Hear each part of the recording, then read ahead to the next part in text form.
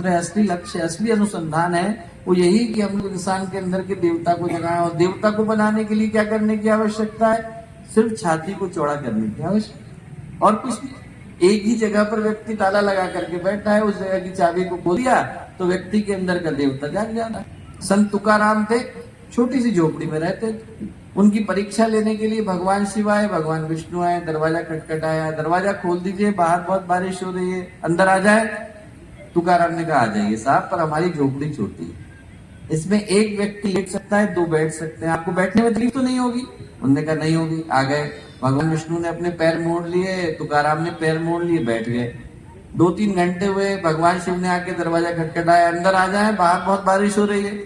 तुकाराम का आ रही सब, पर हमारी झोपड़ी छोटी, इसमें एक लेट सकता है, दो बैठ सकते हैं, 3 खड़े हो सकते हैं, खड़े होने में तकलीफ तो नहीं होगी? नहीं होगी। आ गए, भगवान शिव खड़े हो गए, भगवान विष्णु खड़े हो गए, तुकाराम खड़े हो गए, पूरी रात गुजर गई।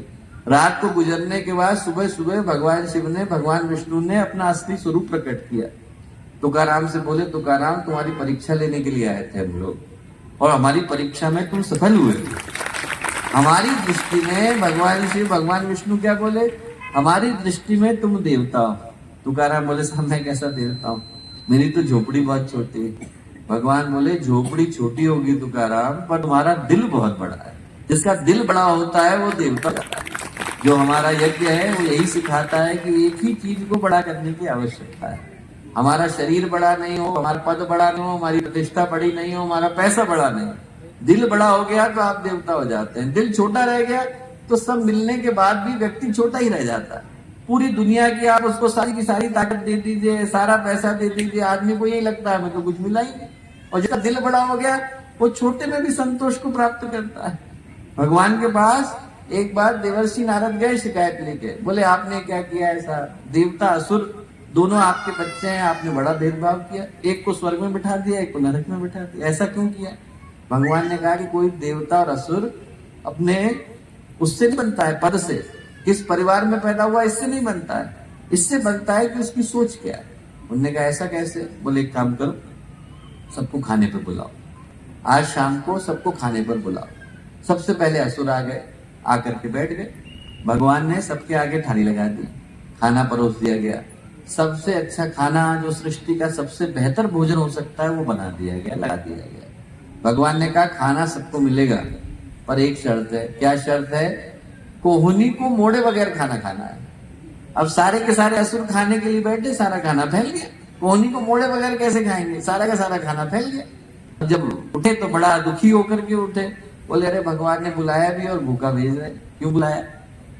देवता आकर के बैठ गए। जैसे ही देवता आकर के बैठे तो भगवान ने कहा खाना सबको मिलेगा, एक ही शर्त है। क्या शर्त है? आपको आपकी कोहनी को मोड़े बगैर खाना है। देवता तुरंत समझ गए कि मुझे अपने बगल वाले को खिलाना है। उनने अपने बगल वाले को खिलाया, उनने अपने से बगल वाले को खिलाया, ऐसे कर नारद की क्या समझ में आया? जो अपनी रोटी को मिल बांट करके खाना जानता है वो देवता बन जाता है। देवता बनने की शर्त ही है कि व्यक्ति को जो मिला वो बांटना जान जाए। बांटना जान गया देवता बन जाता है। यज्ञ में क्या हो रहा है? बांटी तो रहे, अग्नि हमारी थी नहीं, घी हमारा था नहीं, लकड़ी हमारी थी नहीं, जो मिला था वो हमने बांट दिया। बदले में प्रकृति, परमात्मा, ईश्वर, माँ गायत्री, गुरुदेव, माता जी ला करके हमें बांट करके देते हैं। वही सिद्धांत है। सिद्धांत ये है कि यहाँ से हम लोग उठें तो ये सोच करके उठें कि आज भगवान ने हमारे को बुलाया, और इसलिए बुलाया कि हम लोगों को भगवान देवता बनाना चाहते थे। ये बनाना चाहते थे कि वो व्यक्ति इस यज्ञ में आकर के बैठे, उसका हृदय, उसकी भावनाएं, उसका चिंतन, उसका सोच, ये सारी सारी चीजें विशाल होती चली जाए। छोटा व्यक्ति हमको पसंद नहीं तो भगवान को कैसे पसंद हो? भगवान चाहता है कि उनके जितने बच्चे हैं वो सब के सब देवता बन जाए, सब ऊपर बढ़ जाए, सबके अंदर विशालता आ जाए, सबकी सोच में, भावना में पवित्रता आ जाए, ये धरती स्वर्ग बन जाए।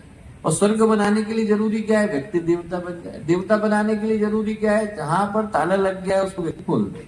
इसलिए भगवान क्या करते हैं कि देवता बनाते हैं तो हर देवता की परीक्षा लेते हैं। और भगवान को परीक्षा लेने के लिए परीक्षा हॉल की जरूरत थोड़ी है। एग्जामिनेशन हॉल में आप बैठोगे और जब आपको पेपर आएगा, ये जरूरी नहीं। भगवान की तो सारी दुनिया है, तो उनको परीक्षा लेना होता है तो कहीं पर लेने के लिए पहुंच जाते हैं। एकनाथ थे, उनकी परीक्षा लेने के लिए भगवान कथा बनकर पहुंचे थे। वाराणसी से जल लिया, कंधे पर लेकर के चले, और भगवान जो है गधा बन करके रास्ते में लेट गए। जितने कांवड़िए थे वो गधे को देख करके बगल से होकर के गुजर रहे थे। जैसे ही एकनाथ ने देखा कि गधा करा रहा है, उनने अपना गंगा जल था वो गधे के मुंह में डाल दिया। लोगों ने कहा कैसा पागल आदमी, कोई गंगा जल जो है गधे के मुंह में डालता है क्या? एकनाथ ने कहा तो अभी भी करा रहा है। उनने दूसरा गंगा जल लिया और वो भी गधे के मुंह में डाला तो बाकी बड़ी आगे बढ़ गए तो गंगा जल बर्बाद कर दिया। जैसे ही वो वापस मुड़े, वैसे ही एकनाथ वापस से कि जो मैं वाराणसी जाता हूँ और गंगा जल लेकर के आता हूँ। जैसे ही मुड़े वैसे ही वो गधा जो था भगवान शिव बन करके प्रकट हुआ। कहीं जाने की जरूरत नहीं, भगवान तुम्हारा गंगा जल लेने के लिए यहीं पर आ गए। भगवान जो है उनको आपको परीक्षा लेनी होती है तो गधा बन करके आ जाता है। जो आज के समय की सूचना है वो यही कि हमारा जो यज्ञ है वो घर घर में चल रहा है। हमारी जो यज्ञशाला है वो आपके साथ जा रही है। हमारा जो यज्ञ का मंत्र है वो यही कि इंसान जिस जगह पर छोटा हो गया उसी जगह पर अपना को बड़ा बनाने का सिद्धांत, सोच, चिंतन यहाँ से लेकर के जाए। आज हम लोग सुकमा की इस पावन भूमि पर, बस्तर की पावन भूमि पर हैं, तो आज के दिन का मंत्र एक, पुकार एक, सौभाग्य एक, संकल्प है। और वो यही कि हम लोग इंसान को ये बताएं कि इंसान बनने के लिए क्या करने की आवश्यकता है। सिर्फ अपने अंदर की इंसानियत जगाने की आवश्यकता है। मानवता से जाना जाता है, इंसानियत से जाना जाता है।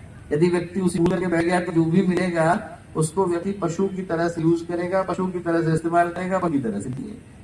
पैसा व्यक्ति सब देकर के नहीं जाता, अंदर का प्रेम संतोष देकर के जाता है। जिनको सब कुछ मिल गया है वो मिलने के बाद प्रेम की तलाश है, अपनों की तलाश है। कुछ जाने के बाद कैसे भूख लगेगा, दर्द आएगा, जो मिला वो उसी मूल्य। हम लोग यज्ञ के माध्यम से एक ही है कि यज्ञ की आहुतियां है स्वाहा हो, तो स्वाहा होने के साथ साथ हमारे हृदय भी अशुद्धि है वो भी स्वाहा हो जाए।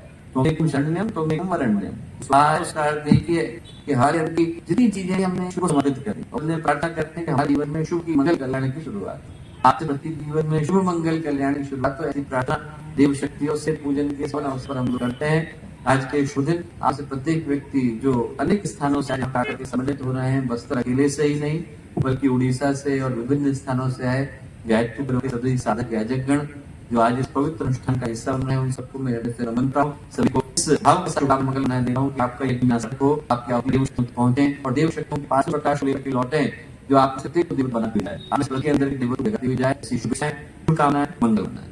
परम उत्सव का विशेष